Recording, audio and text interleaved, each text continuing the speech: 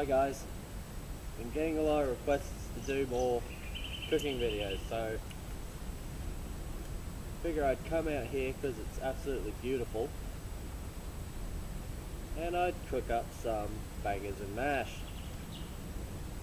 But I'm not just doing it normal, I'm gonna make it with a bit of a twist. Now a lot of people would just take some sausages, wrap them in tin foil and throw them on the coals and maybe whip up some instant mashed potato. But that ain't the way I do things. I've got some nice fennel and Italian spice pork sausages, some nice fat ones, and I've given them a light coating of salt and black pepper, and I've got some nice red potatoes with the skin on, and going to be doing that up with a few extra ingredients just to make it a bit fancy, because, well, anyone can just do sausages and mashed potato. I like to just take it that little bit further. Alright, let's get into it. For my potatoes, I forget what they're called. It's like Red Delicious or something. Ah well, yeah. They're the pink ones. Well, I type the pink one, there's a whole heap of them. But I go for the really small ones, because when I do mashed potato, I leave the skin on. In a potato, there's a lot of flavour in the skin. I mean, think about it. A lot of people like wedges. That's a chip with the skin on it. And if you ever look up the Japanese Iron Chef potato battle, they keep stressing to leave the skin on for a very good reason. It's so much nicer. So I go for the smaller potatoes because they have a higher skin to volume ratio. So I could have one big one, or I could have 4 little ones. So I got 4 little ones because they've got more skin, the amount of flesh they've got. But we've got to get them soft to make mashed potato.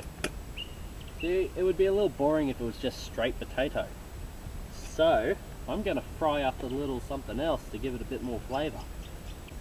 Gotta make the mashed potato, take it out, fry up this other stuff, then put the mashed potato back in to mix the ingredients together. So I've got 4 pink potatoes. I'm just going to cut them up into little chunks just so they cook a bit faster.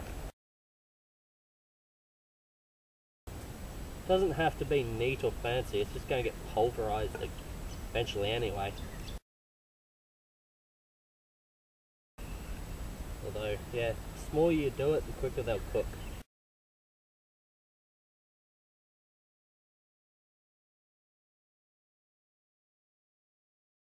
You know what, this is probably boring as hell, so I'll bring you back when it's done. I'm all chopped up with some water in there, submerged of course. Just enough water to cover them all. Just gonna pop it on there and, let them boil for a bit and enjoy the scenery. Now I've got to cook my sausages. Now, a lot of people would try, well, of course there's aluminium foil. Cooking with aluminium foil is one of my pet hates. Sorry if it offends anyone, but I reckon people who cook with aluminium foil do it because they just don't have the skill to not use it. And of course we all know it's bad for us. It puts little bits of aluminium into our food, and I can't remember if it's carcinogenic, but it has been linked to Alzheimer's, so why the hell would you use it? Although, if you do use it, I do appreciate if you take it home with you. Can't stand people who just leave it there. Because, in case you hadn't noticed, aluminium does not break down. So, yeah, if you're not using aluminium foil, a lot of people would just bring a grill. But I don't have a grill with me. So what else is there to do? Well, you could just put it in the embers, but I don't recommend that for sausages, because sausages have quite a bit of a fat content to them. and quite a bit of moisture. And when you do that with, and when you use something like that on a fire or just on the coals like that, stuff tends to want to stick to it. So I figure I will skewer them on this leftover bamboo.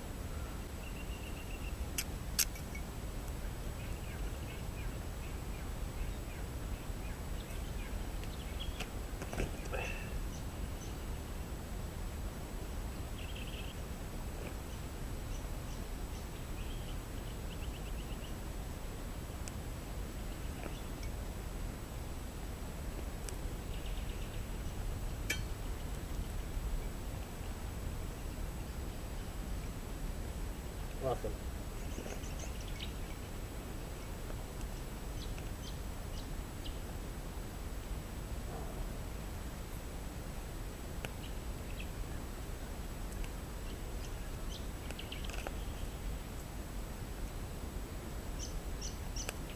Ooh, dropped it. Oh well. No big deal. Cooking with fire. They'll kill anything.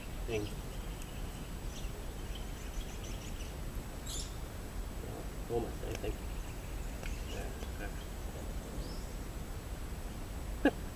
Damn it. Keep that from happening. Yeah, well.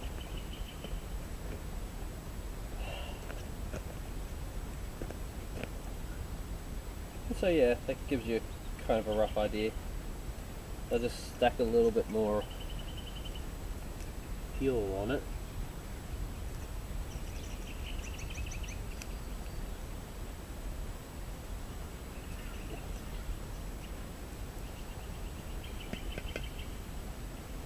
Mostly just waiting on those potatoes to boil, which yeah, that's still got a bit of time to go before it even gets close to boiling. But by the time that's boiled, these should be well and truly cooked. So I'll focus on these, get them all done nice, put them off to the side, and then wait for that to boil. Taken the sausages off quite a while ago because they were cooked. Now the potatoes are done. See how they're more of a tan colour now as opposed to that bright salmon kind of colour? Time to fry up all of these extra little goodies. Now what I have in here is butter, pepper, chives and red onion. I'm just gonna, just brown it. Then when that's browned, I'm gonna throw in my potato and mash it up. Now, you could add other things to this, like some more garlic, which would go great with the chives and red onion, or even little bits of chopped up bacon. But I decided not to go with that because I didn't want to overload the palate. Yeah, just didn't want to overload the palate. Just keep it a bit simple. Have something that works, not try to overdo it.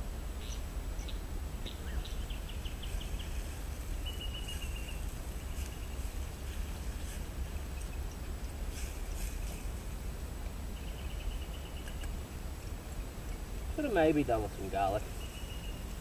Oh well. Garlic would have probably went nice with the chives and the red onion.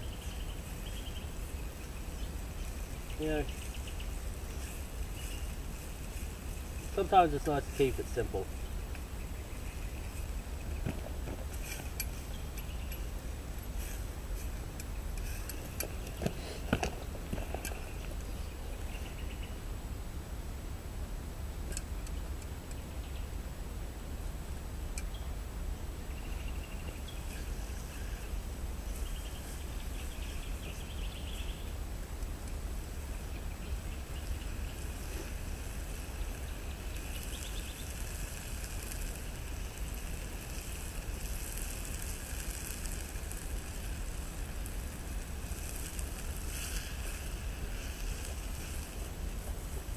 you gotta keep this going because the fire is quite a hot heat source.